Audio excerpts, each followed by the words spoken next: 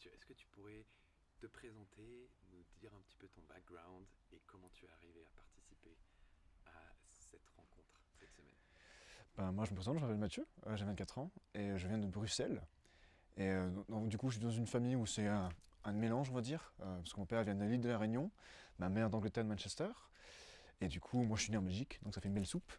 Et du coup, j'ai entendu parler de cette semaine à travers de mon père qui vient du réseau d'entrepreneurs chrétiens et qui m'a poussé à venir parce que il avait ressenti que j'avais besoin de quelque chose qui permet de clarifier mes idées. Et donc voilà quoi. Ok, très bien.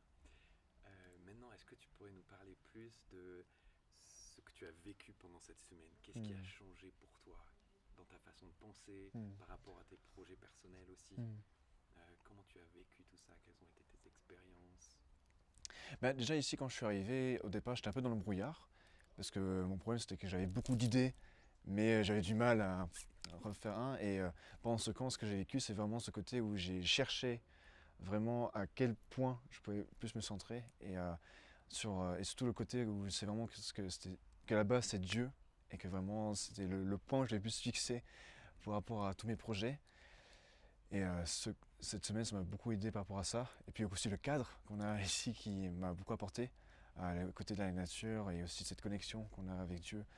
Donc ouais, ça m'a plus amené la clarté dans ce moment de brouillard. Très bien. Est-ce que je crois que un des temps forts pour toi, ça a été la randonnée qu'on a fait? Oui, Est-ce que tu voudrais nous parler de ce temps? Est-ce que tu as vécu? Est-ce que...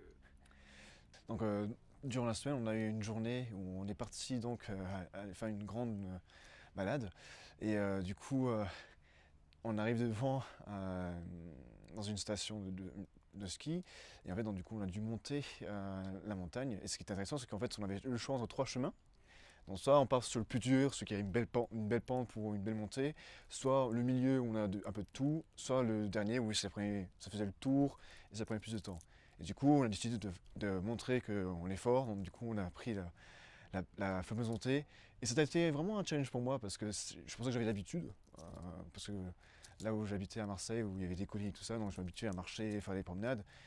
Mais là, c'était vraiment un challenge et ça montrait vraiment la persévérance qu'on doit avoir dans les moments, on va dire, de challenge qui se présentent dans nos vies, quoi.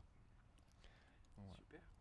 Est-ce que maintenant tu pourrais nous parler un petit peu de qu'est-ce que tu as à cœur pour l'avenir? Hmm. Peut-être peut-être ça peut être lié à ton projet personnel aussi, mais même plus large par rapport à ces jeunes entrepreneurs Hmm. chrétiens qui se lèvent et les connexions que tu as faites, comment ça t'encourage et quelle est la vision Hmm. finalement que tu as? Et par rapport à ça, ce qui brûle dans mon cœur, c'est vraiment de voir la croissance, quelque chose qui se multiplie, qui a plusieurs réseaux, qui aussi que dans chaque pays, dans chaque endroit où on est, il y a ce groupe de jeunes entrepreneurs qui se lèvent. C'est vraiment ce que j'ai à cœur depuis cette semaine. C'est ce qui brûle. Et aussi qu'à travers ça, qu'il y a aussi qu'on puisse avoir plus de semaines comme ça dans différents pays aussi, qui puisse pousser aux jeunes d'aller dans d'autres endroits et voir d'autres cultures, mais surtout ouais, d'aller quoi. Super. Pour aller un peu plus loin, Hmm.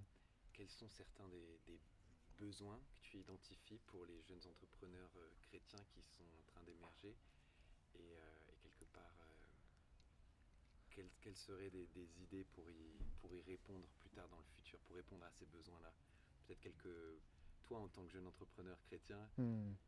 quels sont certains des besoins que tu identifies pour pouvoir vraiment développer ces projets avec Dieu et parler un petit peu peut-être de solutions à ça. Tu as déjà évoqué certaines choses, mais Hmm. si tu veux un peu développer à ce niveau-là. Bah, je dirais le côté par rapport à aussi le coaching, donc les accompagnements personnalisés pour chacun, pour avoir ce côté où on est on est formé et on devient apprenti pour qu'ensuite on puisse former d'autres personnes. C'est vraiment la clé de ça. Et aussi, je peux dire que